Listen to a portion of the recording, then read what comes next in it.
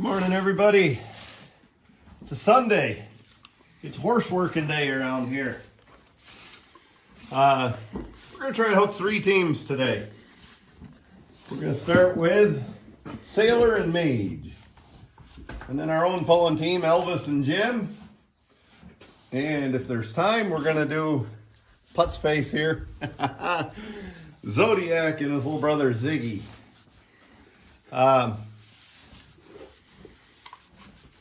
I like splitting horses up, splitting teams up.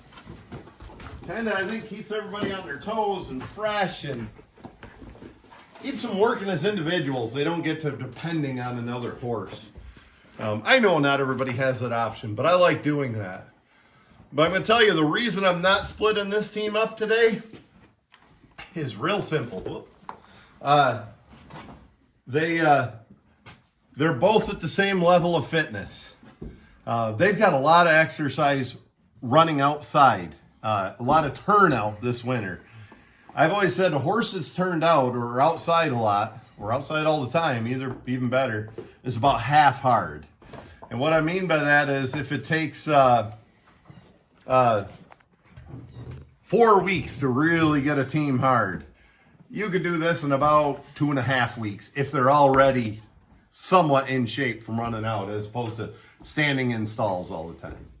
So let me back up on that a little bit, or not back up, but double down on that a little bit. What was happening, I was working Sailor with Elvis, and they work splendid. They're a fun team to drive together. And I kind of thought I'd work Mage and Jim, or Mage and Zodiac. And the reason I don't, when I'm going up that hill, and we'll show this later, when I'm going up that hill with the tire, one of the horses gets tired before the other one. So Elvis isn't ready for a rest, but Sailor is.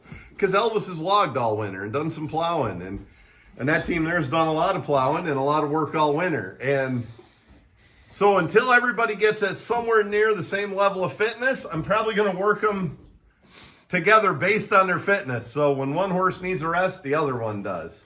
That's all. We're always monitoring a few changes like that. That's one of the changes I made. Another one, I started in this bit right here for Sailor. It's a snaffle bit. It's got just a little twist to it. And I didn't want Sailor getting a jump on Mage. Mage is a younger horse. He hasn't done as much. I didn't want Sailor bullying him a little bit. Turns out that's not who Sailor is at all. He's just right where he should be. And like almost all of our horses, he went back to just a smooth egg butt snaffle. And he drives like a dream on that. So another one of the changes we're making. And then Elvis is Elvis. I don't know what's gotten into him, but he's a little hard on the bit. And I think over the next week or so, he'll get where he belongs, especially when we get him plowing a little more. So Elvis got this bit. It's the snaffle bit with a gentle twist to it. So it's a little harder than the standard snaffle bit we always use. Yeah, go ahead and show it. It's not a harsh bit by any means, but it's a little harsher than this. If you notice, that's what Elvis was wearing in his all winter long logging, also on his logging harness. Yeah, Elvis isn't bad. He just a little harder on the bit than the other horses. And if I use this judiciously, how do you like that word? Yeah. If I use this I pretend to be smart. If I use this judiciously, he'll settle in, and we'll be back in a regular standard egg butt snaffle soon enough.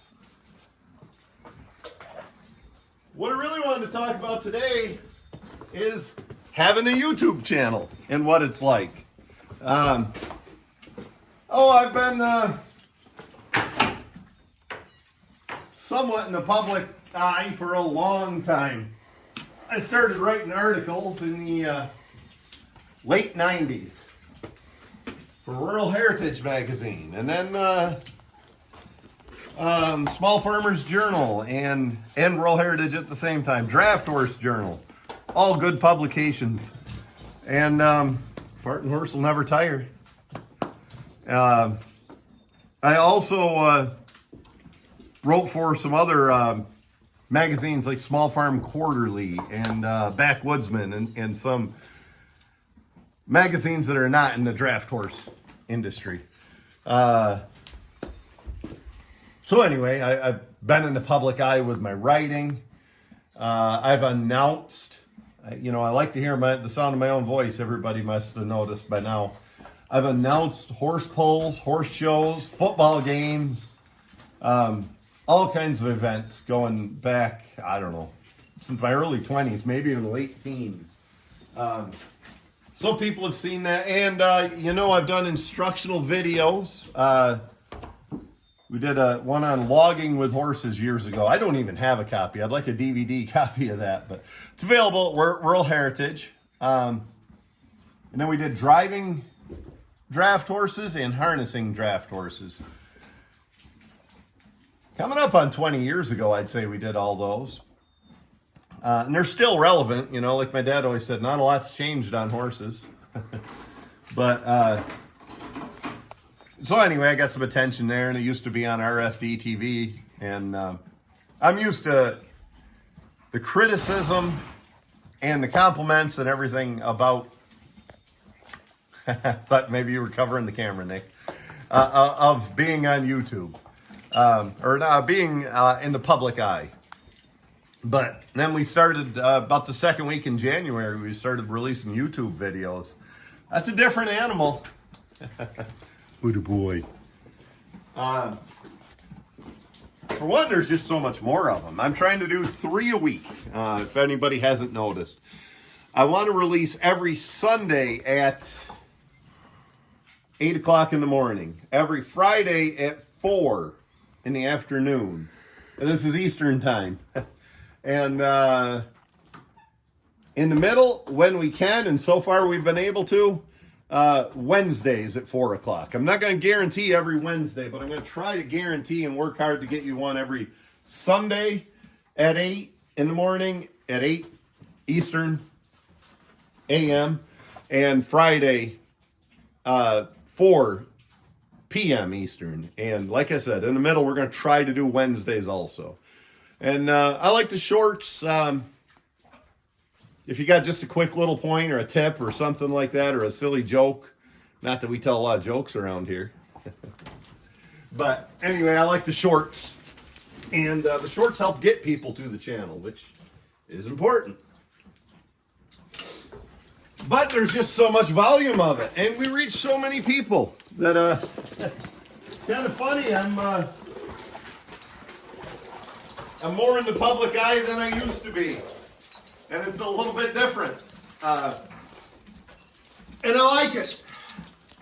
And I meet a lot of good people. And I like the comments. Gosh, folks have really good comments and really good questions. The negative comments, there's something negative that people don't agree with me. Well, that's fine. I mean, and maybe you got a great point of view and I can learn from it. I like that type of comment. Then there's some where people are just being a jerk, or people that just, you're not going to change their mind. I had a video of the horses plowing on a walking plow, and kind of cruel. You should get a tractor. I get that one a lot. Well, I think those people just go through videos, and anytime somebody's doing anything with a horse other than scratching its ears, they say it's kind of cruel, and they think we shouldn't be working animals, period. I'm not going to change their minds, and I'm not going to banter back and forth with them. And you do get some comments, and I should save some of these and put them up. Some of them are hilarious, that are critical. Something like, hey, Farmer Joe, it's 2024, get a tractor. Stuff like that. Or, boy, the early logging ones, I got a lot of criticism. Negative stuff, and then it just ended. I don't know. Maybe because I don't really fight back. I mean, I'll defend a practice a little bit, but some of these people I wouldn't even think know the terms to defend a practice, you know. If they say if I'm cutting a tree wrong, and I say, well, I need to leave that much hinge on that species. They wouldn't even know what the hinge on a tree is. What I do once in a while, and maybe I shouldn't, maybe it's unbecoming of me. What I do is I'll pick on them a little bit. You know, you cut tree bad, too much, don't know where to go, you shouldn't be on YouTube. All one sentence, all lowercase, no punctuation, and I'll say something smart ass, you know. Holy run-on sentence, Batman. Or somebody put one, you shouldn't work with horses, have them in the barn where they're comfortable. And they spelled it T-H-E-R-E, and I corrected them there, T-H-I-E-R, the right way. And I before E, except after C? I don't remember. Anyway, I'll correct the grammar like an asshole. I just kind of think it's funny, and I'll tell you, it does shut them up. But now, comments that are legitimate. And you say, you say, why do you run the check strap coming back here to the britchin? Which actually is the only set of harnesses we have. I'm just using this as an example. As opposed to coming to a tail crooper. Or why do you run a tail crooper? I've found it's more comfortable for the horse without a tail crooper. I'm going to address that and appreciate that and get your ideas and give my ideas. And let's, hell, if you convinced me, maybe I'd eliminate the tail crooper or something like that. I love that type of banner. And it's always good-natured and friendly and well-presented. And I appreciate all that. And then some of it's hilarious stuff. Some of it's incoherent. Some comments, I don't know what you mean. Some I think that's a compliment, but it might be an insult. I don't know. I can't quite tell what you're trying to say there. Put down the vodka. I don't know. and then I'll be honest with you, there's some I misread. And I think, why is he insulting me? And then I read it a second time. I'm like, oh, what he's saying is, good job putting a collar on that horse or something. And then there's some hilarious ones. Somebody the other day said, I thought this was Vince Vaughn. And I commented back something about I'm going to crash a wedding and do some motorboating because we like to be out on the water. And I'm going to organize a big frat party called Mitchapalooza, old school reference, a Vince Vaughn movie. Anyway, I love it if you got a hilarious one like that. And then some of the other fun ones, actually, these came in person.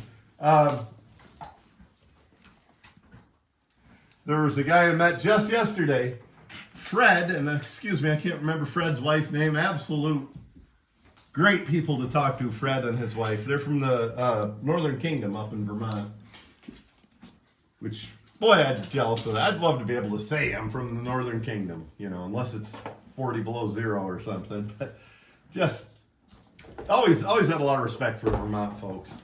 And anyway, Fred said, well, I thought that was you, but I couldn't tell because you had your hat on. And yep, I'm bald, and I like to go without a hat once in a while so I'm not quite so shiny.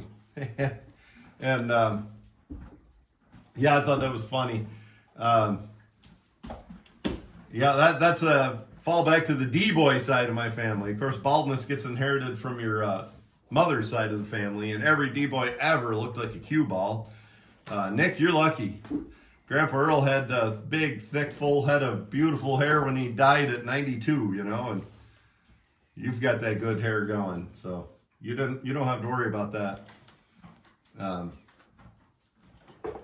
And your mother, Grandpa Phil, your mother's father, has a thick head of hair too, so you're not going to be bald. Somebody else commented when I saw them at an auction. So they were Eastern New York people, upstate, and they said, I knew that was you because of the vest, and that's hilarious too. I always wear a vest. You know, I love stuff like that, fun stuff. And I really enjoy meeting folks. I met a lot of New England folks yesterday at a horse sale in Fonda, New York. And really enjoyed it. I will tell you one thing I've noticed about meeting folks that watch the channel. Sometimes people get defensive, and you don't need to be. And by defensive, I simply mean they'll say something along the lines of, they'll start defending their practice of running a halter under the bridle, which I don't do. Or, you know, they'll say something like, I don't like to run spreaders because of this reason, or something like that. But they say it in a defensive way as if I'm calling them out for being wrong, and I hope nobody thinks that. What works for me, I'm not here to tell you it's the only way. I'm here to tell you that's what works for us, and through the years, that's how we've adjusted and what we found works and what we're going with. And then common critiques I enjoy also.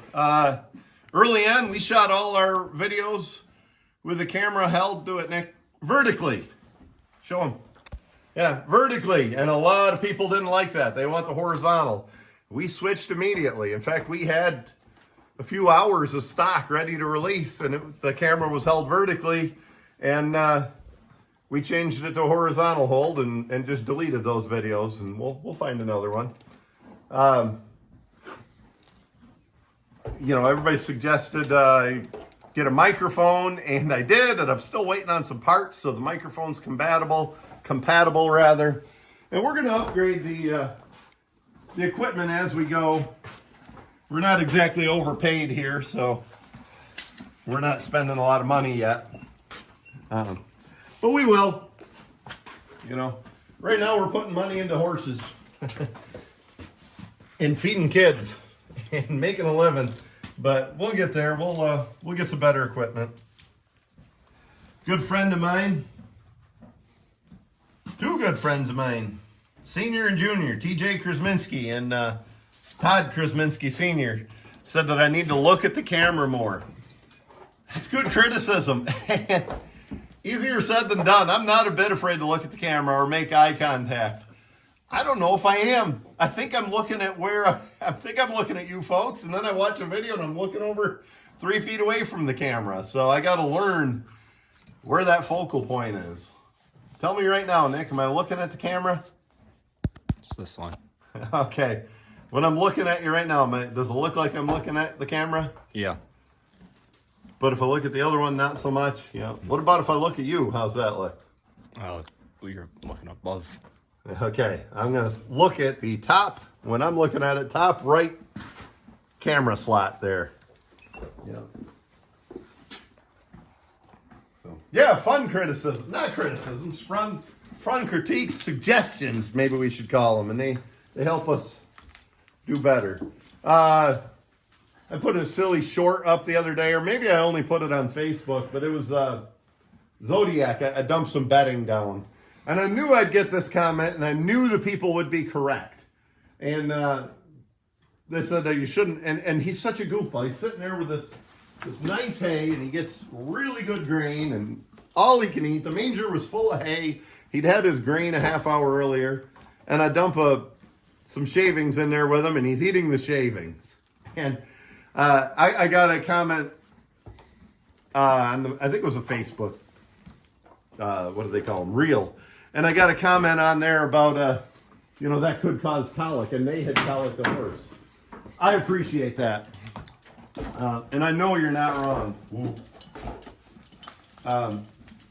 And I'm sorry if you had trouble with colic due to the horse eating bedding. I didn't worry about it an awful lot because he's not a true bedding eater. He was just being a goofball, and it was I've never seen him do it before or since. Yeah. So there you go. There's what we did. We changed bits. Now you notice Rusty the horse's owner, these are his harnesses. He has a snap on here to go into the overcheck, and a lot of times a snap on the side bit. Rusty only has one arm, and he can't work a Conway, and that's a pain. And so he does what's convenient and what works for him. And I find nothing. In fact, I find that to be useful. I might switch some of my bridles like that. Oh, where's our other ribbon? Here it is.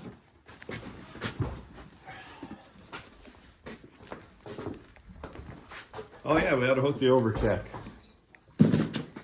Again, maybe one thing I do want to focus on, this is always a work in progress. Evaluate. You know, we're taught not to be critical and too self-critical. But be self-critical enough that you get things right. You know, evaluate what you're doing. See what works and what doesn't work as you're working the horses. I actually tightened Sailor's overcheck just a little. He hangs on the check just a little bit. So I tightened his overcheck. And he drives better. I feel him on the lines a lot more. When a horse is just hanging on that check, you can't drive them. And if there's no check and they're really hanging, they're hard to drive. Plus, they're cutting off their wind down here. So that's one thing. I checked him up just a touch higher. As you see, it's pretty darn loose. You know, he's not checked very high now. Mage would probably be okay without a check. You know, he's a high-headed horse. My old Libby mare, never once have I ran a check on her of any kind. Not a side check, not an over check. And you go through, I mean, Libby's 24 years old. We've got hundreds of pictures of Libby in all situations. You never find her with her head out of position. She just holds it there, you know. That could be breeding, I don't know. Or it could be her. Here's a big one that I changed. And I think I hit on this. I know I hit on this the other day, but I don't think I explained it clearly. I did a short about this. And I referenced Doc Newman, A.J. Newman, who wrote for the Draft Horse Journal for years, the veterinary column. Always enjoyed his stuff. And you talk about a practical point of view. You know, he's the kind of old school horseman type vet that we just don't have anymore. And Doc Newman quite often would write about having too short of a hame. You know, if we had 26-inch hames on here and the hame wasn't long enough for the collar, causes a neck sore on the neck right here. And he'd see that every spring when guys get to working horses, especially back in the day when people worked horses a lot more. Now, with that in mind, and I'll tell you, I learned from YouTube as well, and maybe folks are sick of me beating this into the ground, but I've listened to Jim Gordon, Farming with Horses with Jim.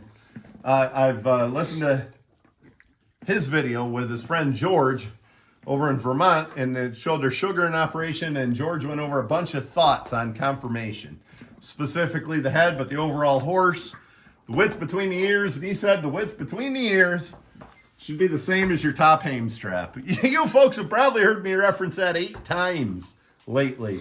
You know, talking about a man that I never met. And I've never met George. And anyway, you know, it's kind of stuck in my head, and I think, boy, that's pretty darn true. Especially with heavyweights. I don't bend hames, but I generally pull lightweights, and we get them to fit about right on top. With heavyweights, usually you want to bend them hames. When you start getting 2,100 pounds and heavier, you want to bend them hames. And so what reminded me of this, and it goes along with being self-critical, Elvis is just like both of these horses. 28-inch collar, 28-inch hames, and I had Elvis down here in this second hole of the 5 adjustments. And his hame strap a little longer. And it just, as I was driving the team up the road, it struck me that it just doesn't fit as well as Sailor here or Mage. Mage is also in a 28-inch collar and 28-inch hame. He's in the top strap, and it's nice and narrow up here. And I haven't put Elvis back in that harness yet. But when I do, we're going to narrow that right up. And Nick, do you remember last year, a lot of this is going to tie together. We had the very beginnings of a sore on Elvis, right under the collar, right at the back of the collar it was, just on the neck. And we'd see it. And again, this is why we clip. I know people don't like the look of it, but that's why we clip. Because we could see that sore and we could feel it. And we healed that while working him. We healed that within about 3 days. Now, it was the very beginnings of a sore. It wasn't much. All right, Elvis hasn't been groomed for the day, but he's here and he's a little muddy, but somewhere along in here it was. Now, look at, I'm scratching and itching Elvis, and he loves it. If he had a sore, he wouldn't like that.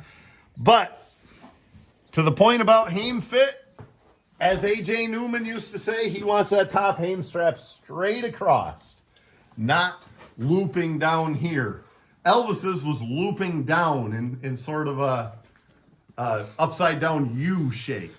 You want that mostly straight across, and you'll eliminate some of those sore necks.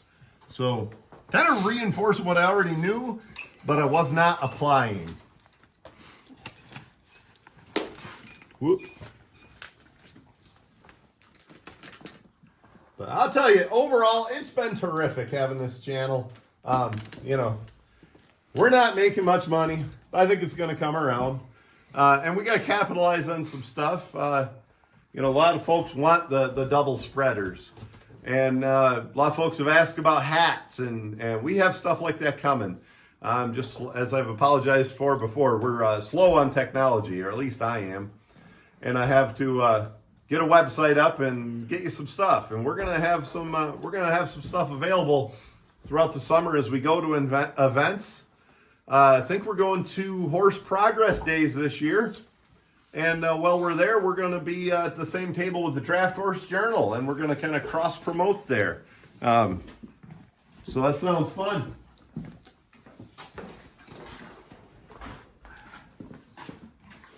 And we'll have products, you know. And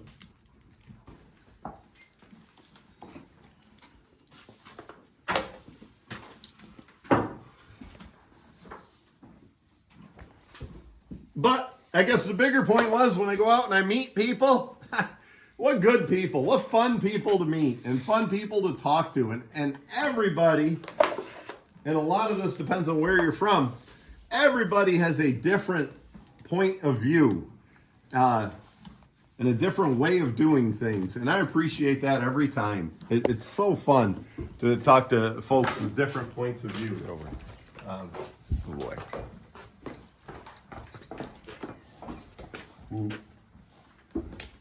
And we're going to be evolving and adapting some of these points of view. In others, we might politely disregard, you know, if that doesn't work for our system.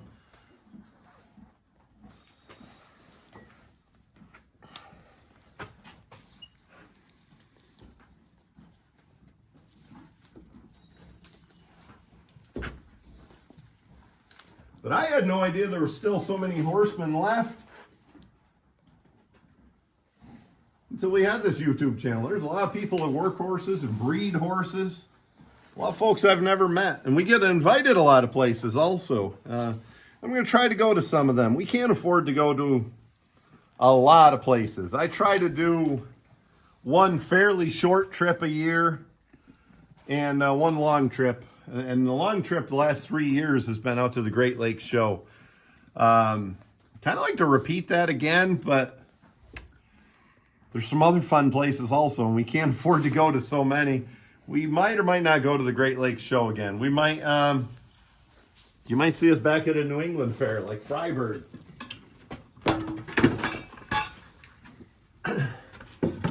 Or something like that. I've been invited to some Canadian polls. We might go to one of them. Woo, woo, woo. Come up here, boy.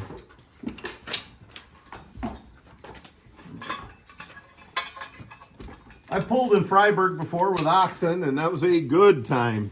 I don't have a team of oxen right yet. I think they're okay. Thanks, Nick. I don't have a team of oxen right today. Hoping to get a team, but even if you gave me a team today, it would be hard to really get them ready, and even by fall, for me to have them handling the way I want and pulling the way I want and be able to go up and compete. And I'm more likely to start with a half-grown team, a pair of yearlings or something like that. I'll tell you what I don't want is the nuisance of it. I don't want a bottle-fed team. I mean, I do want to, I don't want them during the bottle feeding stage. It's just a nuisance. You have to be there. You have to have them inside, you know, and our stalls are pretty well tied up with horses here.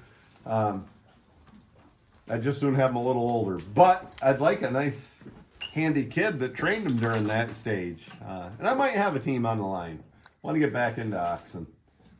That'll open up a whole new ball of criticism for us, Nick. Yeah. Yeah, pin your bows up. Set that big one in, whatever the criticism is. And that's fine. Again, how we learn. What do you think? Should we hook these guys to a cart and head them up a hill a little bit and Sure. get them worked? So, fun team of horses. We're going to work 3 of them today. I'll bet they'll all act pretty good today. I wish we could be plowing, but it's Sunday, and we're going to respect the Amish beliefs. Truth is, that's held me up on a few videos. My friend Andy Herzog keeps horses next door here, and Andy had a chiropractor up the other day, and he's an Amish fella, and we were going to show a little of that work as he worked on Andy's horses. I just didn't want to infringe on anything and get him on camera when he didn't want to be, or get him in trouble with his community or anything like that. Same with going to some of these auctions. I know some people, some Amish folks have different views on that, and maybe you can film them if you don't show their face or something, but I just stay a little bit clear of it myself. So generally don't show the Amish. Sometimes you'll see us filming a video and I'm yapping away, liking the sound of my own voice, and I'm talking about why I like a Y-shaped bridle as opposed to a nose band or something like that, and all of a sudden I stop, and you know, and why did he quit right in the middle of the sentence? You must be thinking. Well, it's a lot of times our Amish neighbors will walk in. You know, we're pretty old-fashioned around here. We got a pretty old open door policy, and they'll come in, borrow tools. I'll borrow stuff from them. We work together, you know. I do a lot of field work for them. They do a lot of work around here for me. I can't swing a hammer, so they do it. And anyway, sometimes they'll walk right up in the middle of a video, and they're old orders, Schwarzentrooper, and they wonder, what the heck is he doing? You know, why is he sitting there talking to Nick like that? But yes, I've delayed about long enough. Let's get these guys working, Nick. I'm going to talk about the double spreaders a little more. Rusty, the fellow that owns these horses and harnesses, has 8-foot cross lines.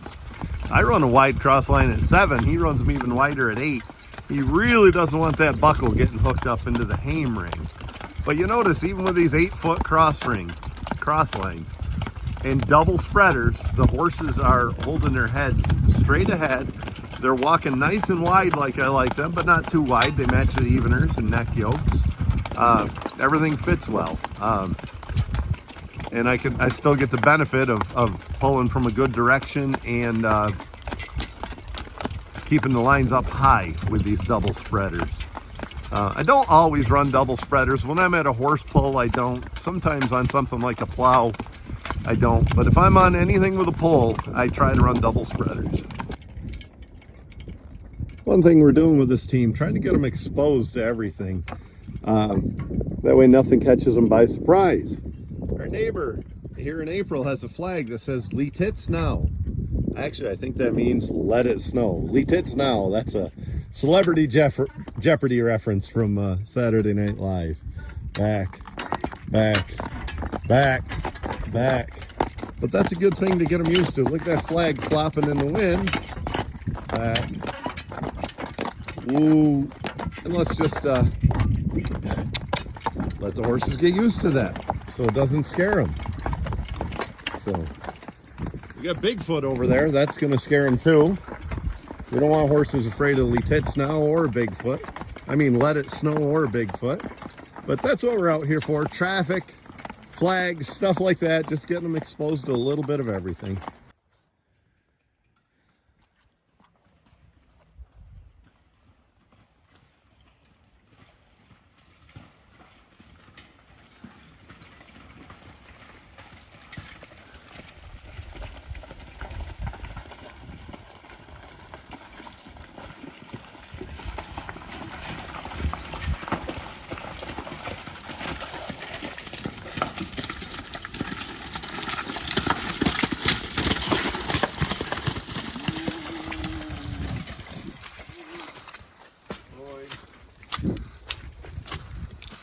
I want you to notice with Sailor, today he's the left-hand horse, the near horse.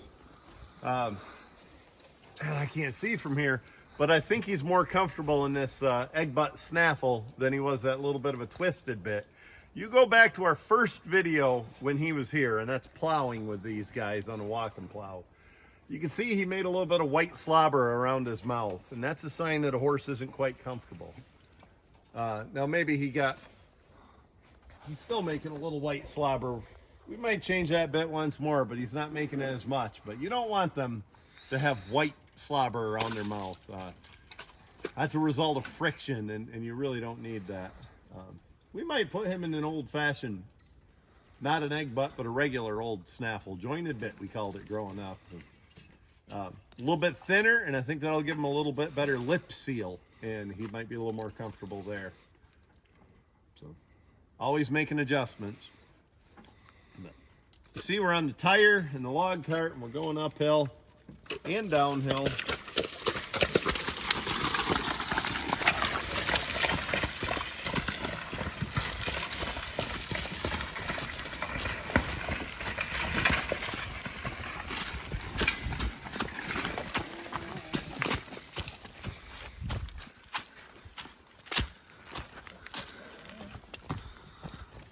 We're just building wind, building legs, getting them driving good. We got to walk 3/4 mile up here, up the road, so they get used to traffic and things like that. Flag. I was being silly, but that's true.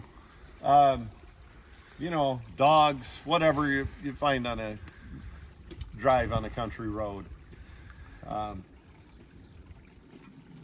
That's all they're doing. We're building endurance, we're building muscles, and doing a little better training all the time.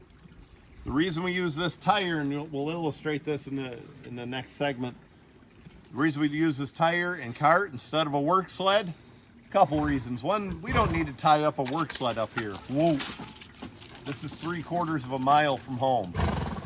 The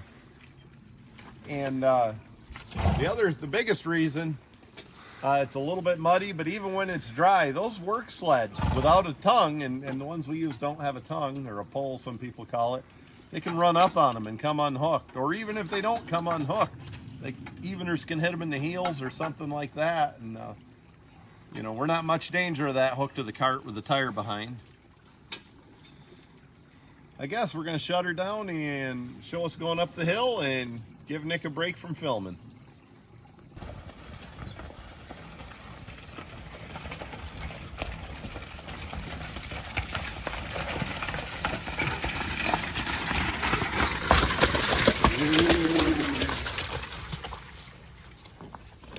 Watch that last section again. That teaches a young horse how to use their feet, how to push from the rear end going up a hill like that. It's good to have them in a lot of different ground surfaces. I know that's one thing the endurance horses do. You know, they'll work on sand, they'll work on hard ground, they'll work on mushy ground, everything. And I think that also is good for developing a pulling horse.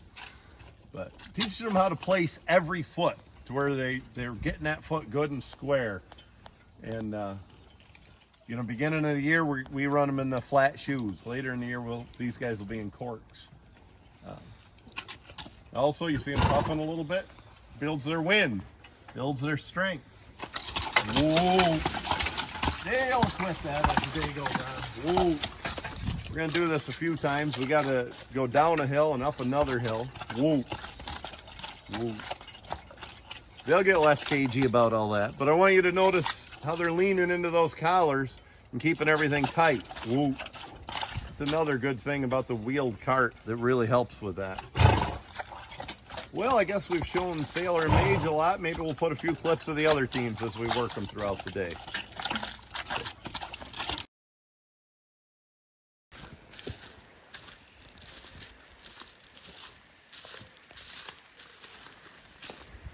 We got Nick working the regular team. Elvis and Ugly Jim. Seems like they're crowding a little more than they should be.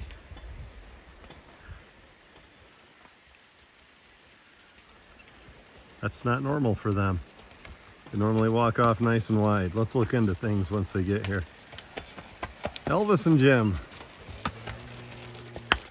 Just getting in shape, staying in shape for pulling.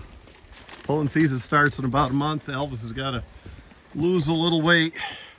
How you doing, Nick? Good. How's your weight situation? My what? Weight. Skinny as a fiddle, huh? Yeah, too low. Too low. Well, you got the right line going to the outside on that side. Ooh. Sorry, buddy. Ooh. Okay, Nick's got the lines hooked. They're just crowding a little. Oh, maybe it's just the walking there. Whoop. When you hook lines, always look for the long one-piece line to go to the outside. The shorter one that buckles, that's your cross line, that goes to the inside. If your horses are bumping together and not acting good, that's the first thing you want to look at. I did that out to the Great Lakes show last year at the lightweight pull first hitch. I said, what the heck's wrong here? They're bumbling and bumping into each other. And Jordan Hansen said, I think you got your lines hooked wrong. And by God, we did. That's all we're doing. We just got a work sled and going in circles. How far have you been with them, Nick? This is the second lap around. So 2 miles. I could probably go one more if we got enough time. What we're doing today, Rusty's team there, Sailor and Mage, had a good long workout today. And we're going to get them all hooked. I got my team just about harnessed, the young team. And Nick's driving these guys. All right, go ahead, Nick.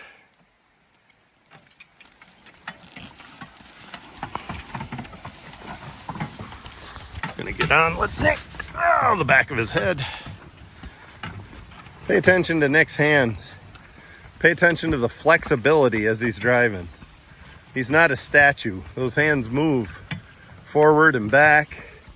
That's what makes Nick a good teamster.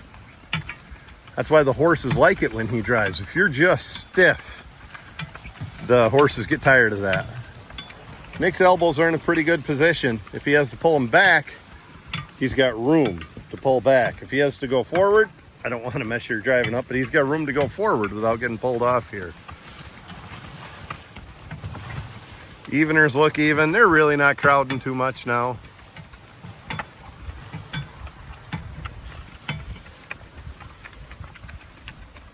Yeah, look at Nick's hands. He keeps a tight line on the outside as he drives. He's a good one to learn from.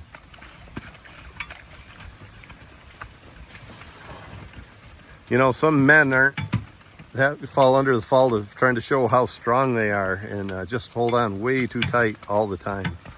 Or they loose line. Gee. I like to walk them right up to that post. All right, let's show another tip here. Next, show what we do with the ribbons. Learn this from a friend. Tie those lines while they're resting, as opposed to, that's not very good. Tie that, pull that knot through and tie a little better, please. Tie them on the seat post or something while you're resting, and as opposed to throwing them over the hames. They won't step on them that way. And up front here, we tie them right up while they're resting, actually. Now, a lot of folks prefer a halter under the bridle for this reason. We don't, and we've also never had trouble. Elvis, that's pathetic. We got to get that collar off you. Well, we got to get that top pad out of your collar. You got to shed a few pounds.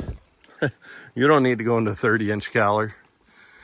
But Yeah, and then the other thing about having your lines tied to a seat post like Nick did, you can unsnap your team and you just jump right back here on the seat. Where's that new cushion Rusty gave us? You jump right back here on the seat and you got control of your team, as opposed to trying to get them off the hames and maybe you don't have them unhooked and the horses feel that and maybe they start to take off before you're ready. So just a few pointers from a top teamster, right, Nick? Yep. What hat you got on, son? Michigan Dynamometer Association. Maybe we'll needs an oil change. Maybe we'll head out to Michigan this year if we can afford it. Give them a run on the dynamometer. What do you think of that, Elvis? You like the truck. Guess we'll get the last team out and we'll have them all work today except for old Libby.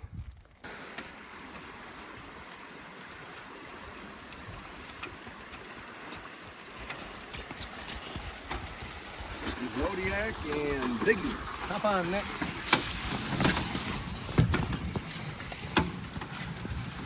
We got a single sled we're working them on today. It's usually for a single horse. We do have a tire in the back.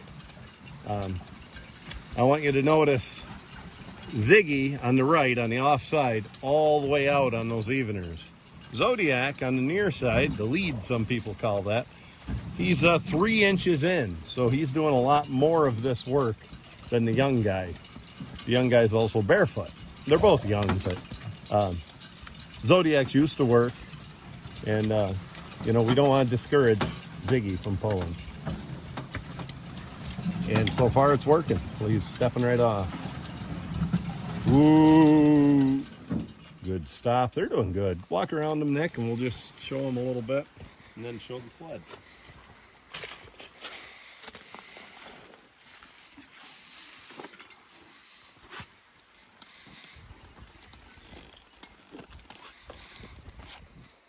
They're holding their heads pretty well.